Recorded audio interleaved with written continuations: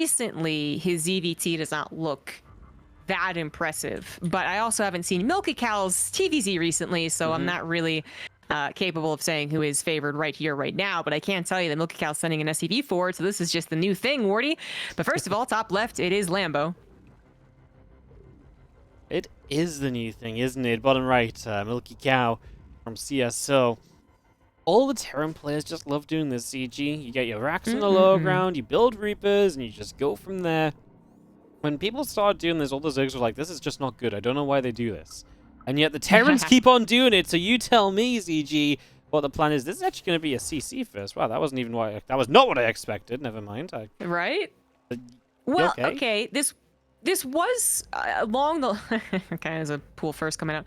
That's unfortunate for Lambo. So that this does go along with the take I was going to give, which is that I do think that Terran players have appreciated how much you can vary it up, right? So we had it being just like Bjorn and maybe Maru occasionally doing the 2 racks Reapers, you know, Bjorn definitely with the Reapers. But then, you know, just a couple days ago, Gumiho did it with Marines, and it was a catastrophe, but that's besides the point. And then now we have MilkiCow going for a command center first, and yet still going into it to get that natural wall off. So I think that it is just... it's just the idea that like the Zerg can't really tell what's going on is worth it, even if occasionally the Zerg is actually well aware of what's going on and does perfectly counter it, you know? So there are definitely games where it doesn't look very pretty, it's not the best, like whatever. But there are so many games the Zerg player is scratching their head, because this could go into a factory, this could go into battle cruisers, you can go into a 4 racks even, bring that back. Probably not in Gressfon, but still. So that's my take on it, and I guess it is here to stay, because asked me a month ago, and I'm saying it's a fad. It's a one-player thing, you know? Yeah, absolutely. I really thought it was like, Mara and Bjorn are going to make Reapers and whatever, but no, it keeps on happening, and yeah, people see the value in it, so here we go. You mentioned unfortunate for Lambo to go pool first, and that's just because pool first doesn't generally gain anything against CC first. In this case, it gets 1 SCV, which I think is fair to say is somewhat fortunate. Might even get the other as well, as it was out scouting. But generally, this is not something that you really do much with, because you're not, you know, pool first at the very least wants to try and delay the CC. CC is done before Lings arrive in this scenario, so unless you're pool first into like a blind Rotron super quickly before you even get information, there's not really much point of going pool first here. It doesn't, you know, there's nothing to have been kept safe against. Exactly. Yeah, that's the reason that doesn't feel so great. But Lambo did get something from it to cancel a barracks. The SCV actually had to go home as well, which, well, that was actually, like, it didn't have to go home. I'm actually not sure what happened with the SCV scout, but it ended up living. It just didn't actually get a full-on scout. Now it gets a full-on scout. If Lambo was following this up with roaches, MilkiCow could have been in trouble. But clearly this is now leading the way. Going to go for a little bit of harassment on the 3rd base. We did see this type of opener off of a faster 2 racks, not the CC first. But apparently it works out on the CC first version as well. Yeah, this is kind of a funky way of doing it. If you do get this bunker up, it's annoying to deal with. You know, Link speed's not quite here yet, and that Queen, oh, the Queen stopped moving, so it is going to go down. That's a good catch. The bunker may not get up, but of course the bunker pressures you into kind of fighting because you don't want to deal with it going up. So it does have a value there. We just cancel it in the end, and yeah, nabbing a Queen is not a bad start for MilkiCow. No, not at all. This is actually working out so rather well for MilkiCow. The Lings forcing the SCV to do what it did is a little awkward, but not letting it drag him down. Just, you know, goes right into what his plan was. He does bother Lambo. He gets a Queen. That's excellent. He is going to go into a 3rd racks fairly quickly. He does, well, 3rd CC first, and then a 3rd rack. So still no factory, still no starport.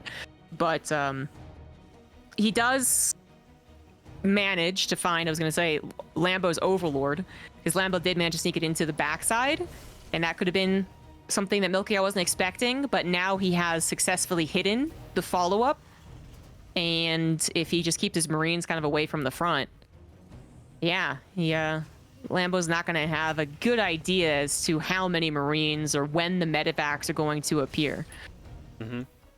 Yeah, very cool. Is obviously just 3 CC and all the setup, and just the 3 racks and no factory is obviously just going to allow you to go across the map very aggressively. So yeah, like you say, not really sure about how many Marines and where, and you know, you can send a few Marines in from the front to kind of deal with this Overlord if it does try and move through.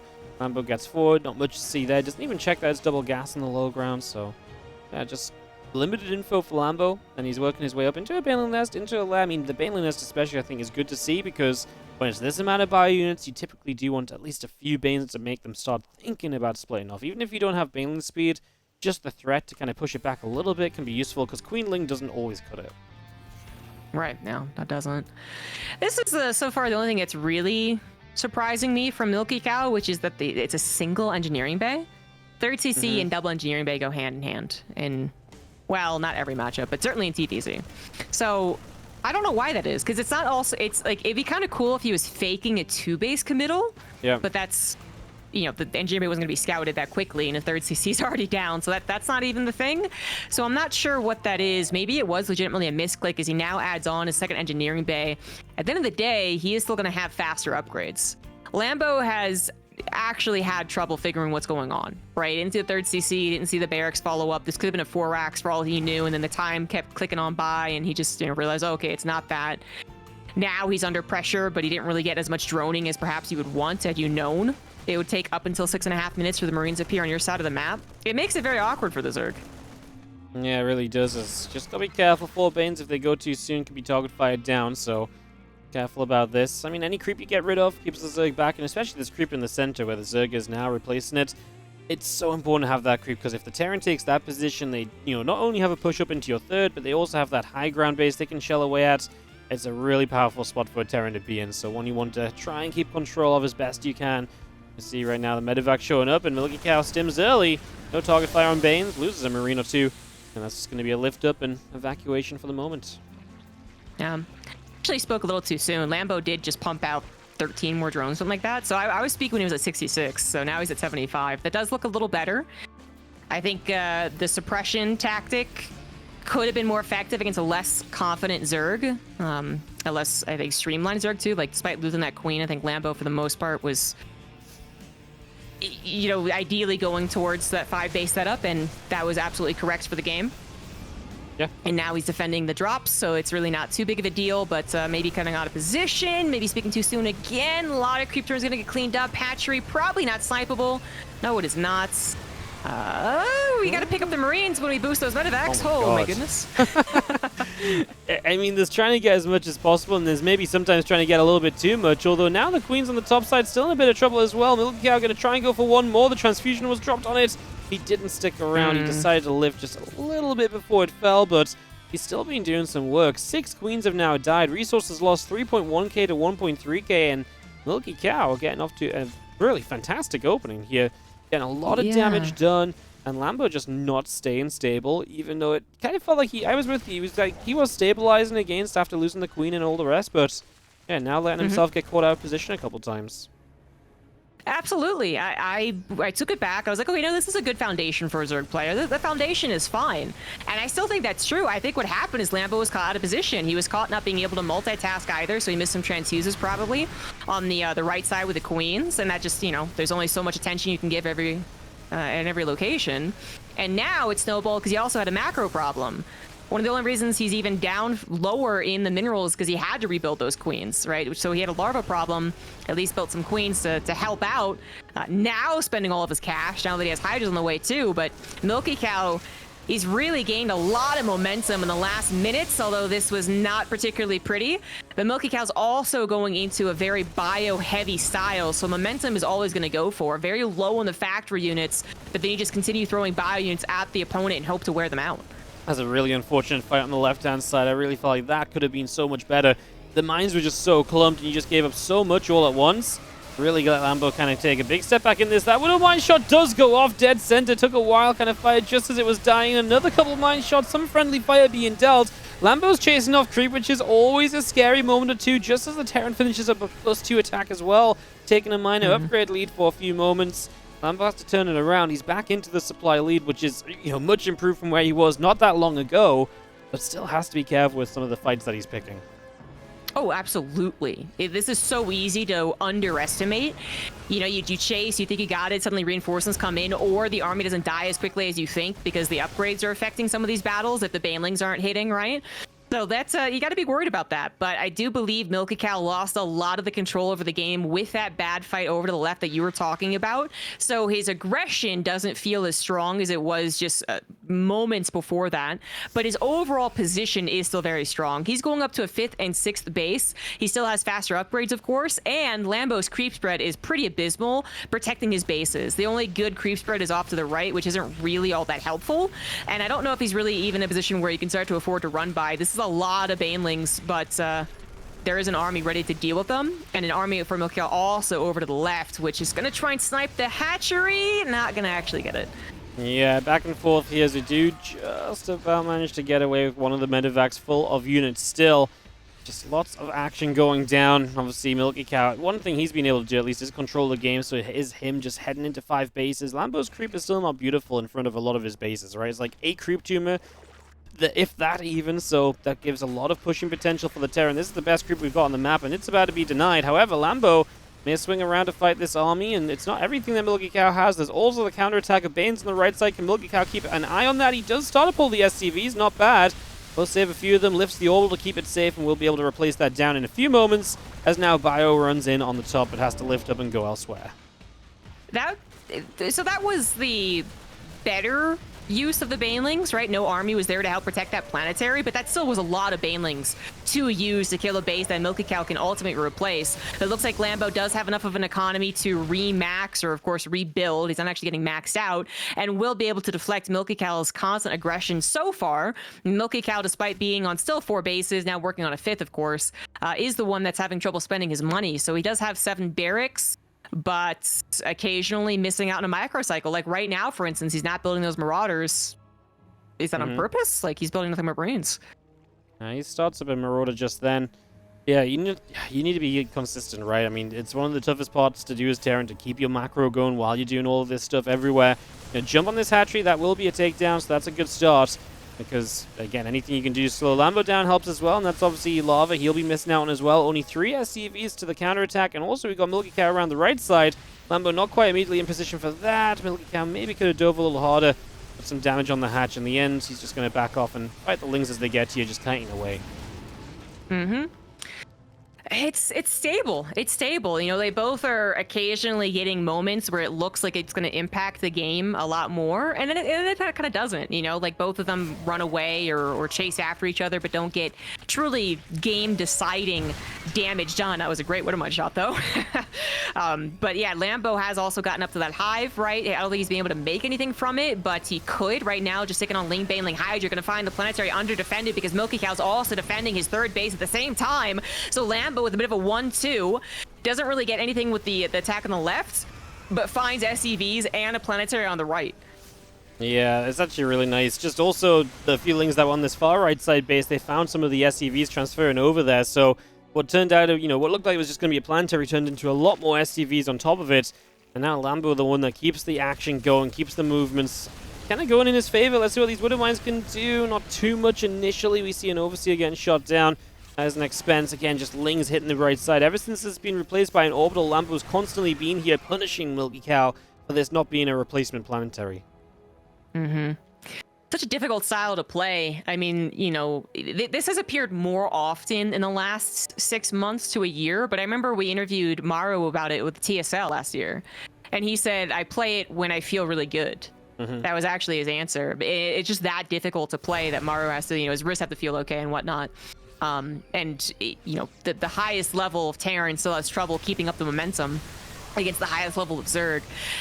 And I think MilkiCow, he did a good job with it, but the macro cycles missing out alongside 1 or 2 of those bad battles leads to Lambo being able to stabilize, recover, and get into his groove, which he's now using to be offensive and probably winning the game with it. Yeah, it's going to be a little bit too much because there's also just going to be such a low HP Terran army at this point as well. Like, he is overstimmed. His medevacs are completely drained of energy, it feels like. There's a bit of healing left on them, but not enough to bring this back up to full life. And that's the issue as well, that even though the supplies are close, this army is essentially half the supply it should be on the map. So, not loving that. Set off this Widowmine ahead of time too, and again, you can just see how different this game is now that Lambo is taking control. He's the one that's pre-setting off Widowmines, not taking big mine shots as he kind of floods on into a position, all of a sudden. And yeah, it does look as though with Lurkers and Seismic Spines all still coming up, Lambo is about to take a step in this game that MilkiCow really ain't ready for. There's not a Ghost Academy in sight, and I fear that that is pretty much going to be the writing on the, well, just the end of the game, basically. Wall. Writing on the wall, that's what I was looking for. Yeah, on the end of the game. You may do. It was good enough. The writing is on the wall that the game is going to end. I think that is absolutely true. Lurkers are something that MilkiCow can't deal with. Technically, if he suddenly starts to control the game again, then Lurkers do have sometimes problems catching up, right? But it would require a 180. Which, I mean, MilkiCow is now on Lambo's side of the map, but it's not a 180. This is like pokes and prods. Okay, yeah, he sees Lurkers and taps out. There you go, GG. Yeah, instant realization that this had to be something better than what it was being, right? So, GG's, and that is going to be Lambo picking up the win. After a rough start, you know, it definitely felt as though we're about to be justified in what we were saying to begin with, where it's like, MilkiCow, he can get an upset here, he can do well, he can contest, and he did. He had the game controlled, and it slipped away from him. Lambo just took it back, and that was definitely the Lambo that is a tier above MilkiCow, kind of showing just his experience, his ability to get back in it, and just to withstand, hold on, and finally start finding his opportunity to just go, go, go. And in the end, pick up game 1, which I think is a very important one, because map 2's Dragon Skills. This was the go-to pick for Terran players over the last month and a bit. It's kind of become a little bit more kind of like let it into a best of 3 sometimes from Zergs, but in general, this is still the map which, Terrans like to play on a lot. So interesting to see it in the best of 3. We'll see if MilkiCow can use that to his advantage to then tie up this series. Very curious as to what MilkiCow is going to open up with. The opening last game did work out. I would say so, and then it put him in a fine position to carry on forward. He did just slip. He slipped one too many ways. He slipped on his macro and he slipped on his engagements. But for a while, it was convincingly in his... he had the momentum. I wouldn't say necessarily a lead, but you could kind of feel the gears starting to turn, things starting to warm up, the fast, young Terran players starting to just do everything all at once, and the older Lambo starting to fall a little bit. But no, then all of a sudden they just turn on its head, and as you said, Lambo's experience and his ability to come back really shined. But it kind of all, to me, it starts where MilkiCow chooses to go with his opener. We have to remake the map, so yeah, we'll see what our new map's going to be, or what the issue was. Just a couple of moments and we'll get this back on track. I was just trying to investigate that while we were getting set up. Walking and talking is difficult to do, guys. I think it was just not the ESL version of the map, that's why. Ah, okay. So it wasn't they said change maps, and I was like, oh, okay, it's not Dragon Scales, but they just meant change lobbies. Yeah. There is actually a sheet which tells us the servers and the videos and stuff. I just have so many things open, I don't have space for it on my screen, so I gave up on that one on day 1, so I'm just like, I'll just see the maps as they come, ZG, I'll just guess what the videos were. I feel like it's a pretty standard map pool when it comes to, like, each matchup is fairly figured out for videos, especially ZVT.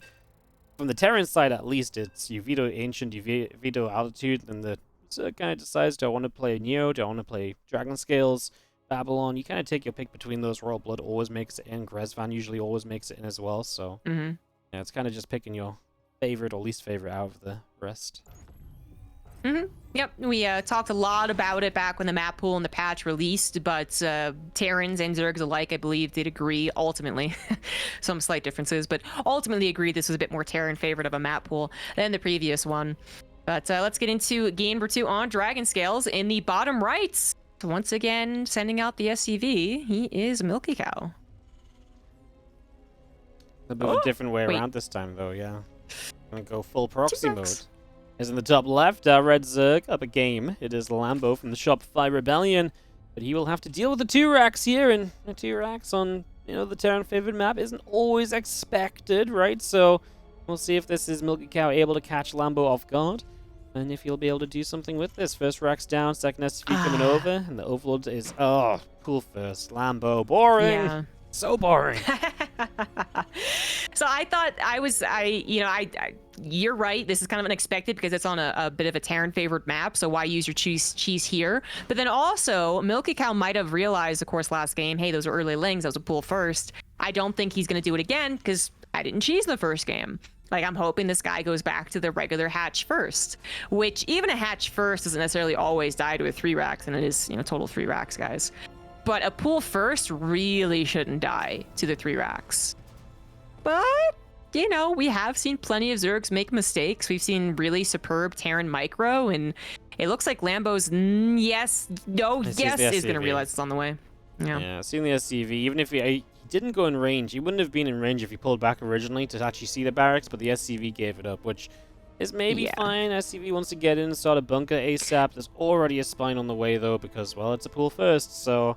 Yeah, not exactly brilliant for MilkiCow as these feelings come down the ramp. And this is why I said boring, just because, if it's a hatchery first, there is a micro contest and everything. But in this scenario, it's really just, there's Lings, and there's not meant to be Lings right now, so it's very difficult for the Terran to do anything. Yeah, and MilkiCow didn't even get to surprise Lambo with the fact that it was a 3 racks, not a 2 racks. Just to change the way it's handled a little bit differently. Because the 3rd racks, the timing of it was indicative that was the actual 3rd racks, not the 2nd one. So, everything went Lambo's way. He might be figuring that he is the favored player, so he is playing cautious. And if that is the case, he was absolutely right. He wins out in these build order trades, and because it was a 3 racks and it's dedicated, MilkiCow is in a lot of trouble. If it was a 2 racks and had the same result, he's in a lot of trouble. A 3 racks, even more trouble. He is going to start the CC on the other side, so there is intentions of... I mean, he landed the racks again, which made me feel like he's just going to keep pumping out Marines, and then he's just going to pull SEVs and go, but starts the CC on, so unless that's going to be a cancel fake out or something... But I mean, he's also making a gas, so it seems like this is for real. He's very serious about just getting the command center down. But obviously, this is not exactly what you want to be having. And Lambo, really noticing that this is serious as well, just cancels up a second spine, I believe. Gets a gas going himself and should be very happy with the opening. As MilkiCow is supply block, trying to get these Marines out in the middle.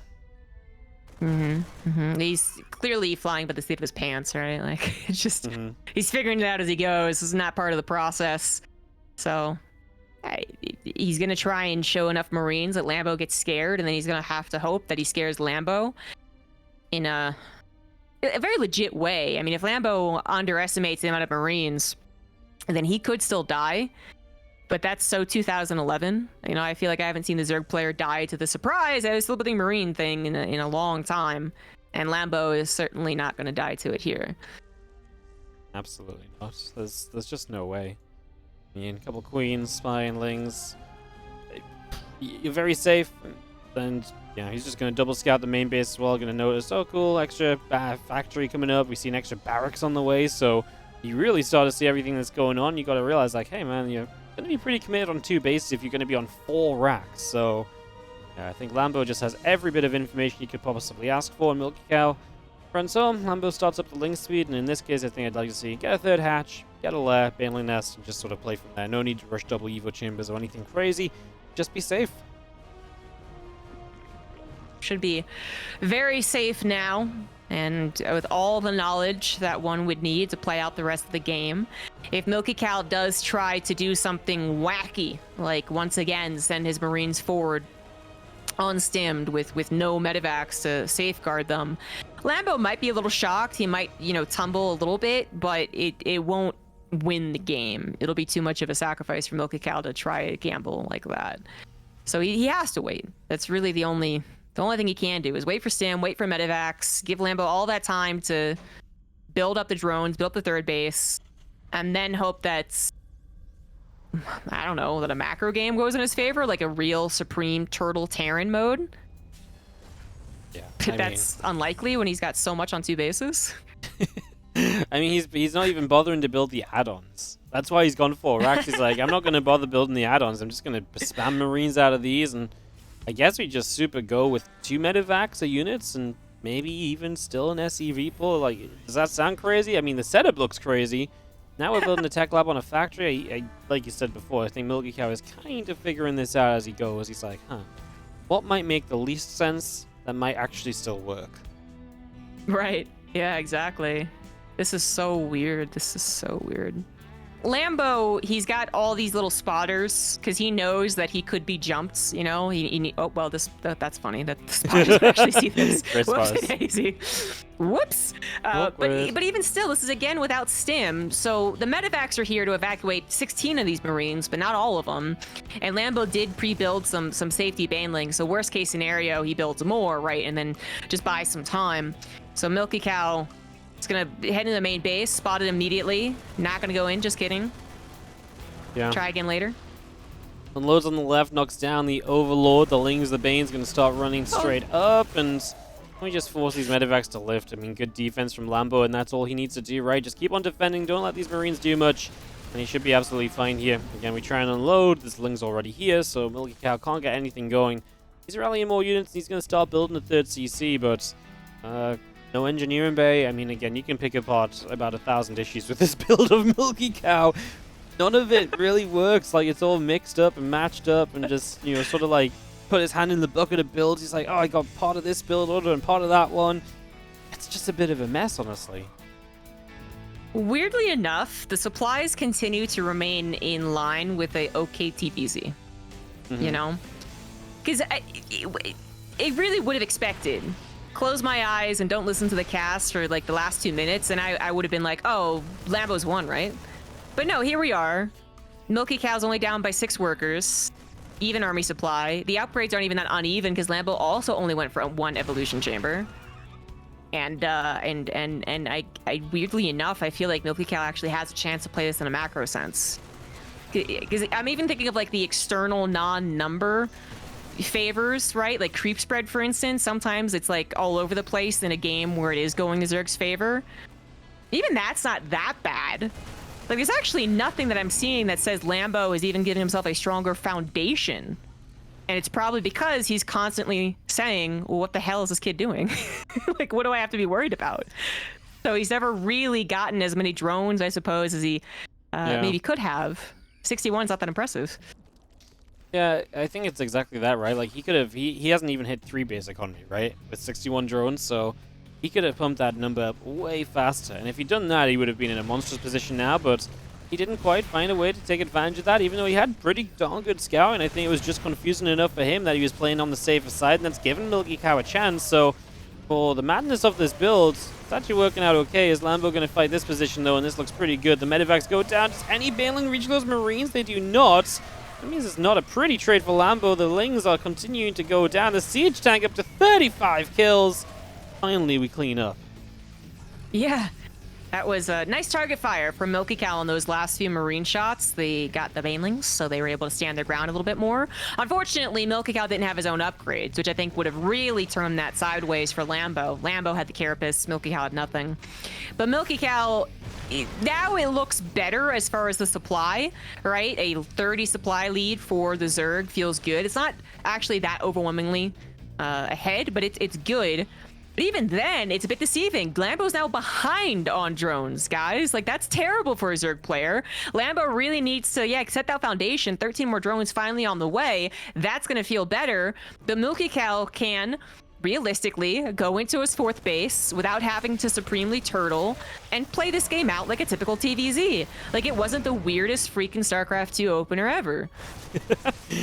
Well, the other option was Lambo obviously maybe gets or tries to be a bit more aggressive before as well. You know, there's a few more units out, but I mean, there's a couple good few tanks defensively, so I guess that's maybe just not even a possibility here as MilkiCow jumps in the main base, and this is the momentum of MilkiCow kind of being in his favor, being able to do his own thing a little bit, and Lambo always being the defender.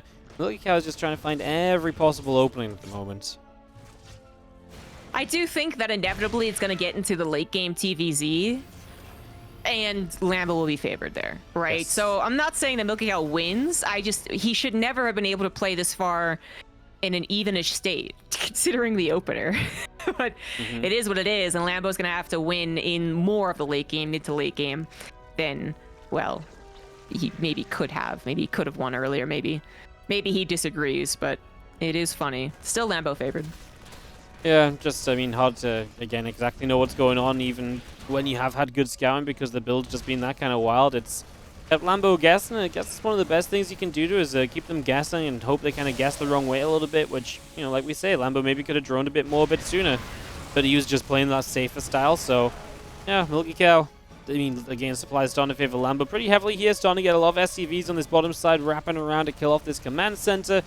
And even if he doesn't get the kill, just putting some damage on it, getting some SCVs. And he's about to be maxed, so he's going to start launching much larger attacks into these bases, and he is not going to hold back with these. Nah, Lambo is now perfectly set up for that late game. 80 drones, bunch of bases, creep spread starting to encroach on MilkiCow's third. That's much better. It just took a little while to get there, but now we see all the strength of Lambo in the mid game and late game when he does get to play his style. MilkiCow not able to move fast enough onto 4 bases to be convincingly set up for the late game. If he takes one really good defensive engagement, I'll start to believe. But he is, at this point, all defensive. So he's got to hope Lambo messes up a little bit. Bane's crashed into a bunch of Marines there already. Going to go jumping onto this base once again. And SCVs, I was going to say, Bane's could have turned and got them, and they got them anyways. 6 workers, Planetary Fortress will go down, and we're also just taking the MiG fight over on the right-hand side, too. Amber Supply's dropping a lot. That Sim City's working heavily against him. Again, some heroic tanks. 31 kills and that one in the back. Yeah, unfortunately, though, MilkiCow did not save his planetary, and he did not cancel his new 6th base, I guess it was.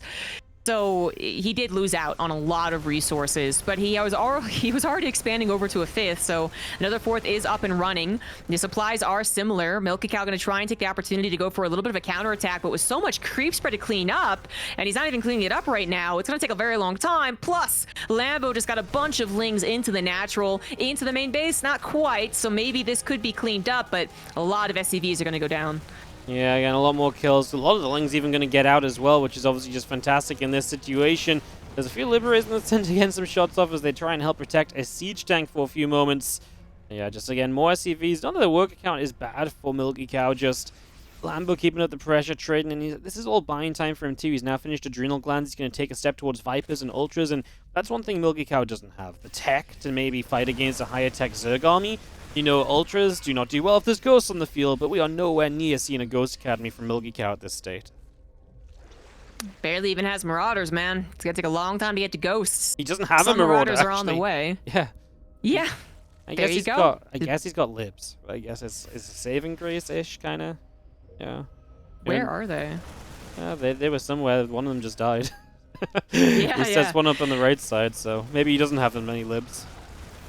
No, I wouldn't mind some harassment, of course, but it's he's gonna use it to try and defend instead. Does get a cancel on that base. So he's got on the map at least somewhat. That's nice. And he's getting into the main. This is all just distraction. This is all buying time, hopefully, so that MilkiCow can get some more Marauders. And while Marauders still aren't the best answer to Ultras, again, Snipes are going to be the best one. Marauders will help you take advantage of that SimCity. Marines, I guess they would still die even with the best SimCity, but some Marauders added in, maybe you can actually hold. It is only one Ultra so far, not even with its upgrade quite done.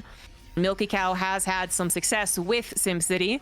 I do like some of his tank positionings, but that 4th base, that planetary, not actually super well protected. Banelings could crack that. Yeah, this right side base is, got creep right up to it as well, which obviously helps you just get that kind of jumping springboard into the fight. Helps as well. A few Lings keeping that left side from dropping down, and a few Marines cleaning some creep in the center, but it's the right side that I think is going to be the issue. Van Lane's going to decide what they want to do here, straight for the SCVs, and as we knock down the planetary and you've got the left side lifted up, don't think we need to do much more, just disengage, back away, be happy with what you've done, and just let your lead establish a little further, get the few Lings you lost rebuilt. You're controlling this game nicely. There's no need to go overboard as Lambo.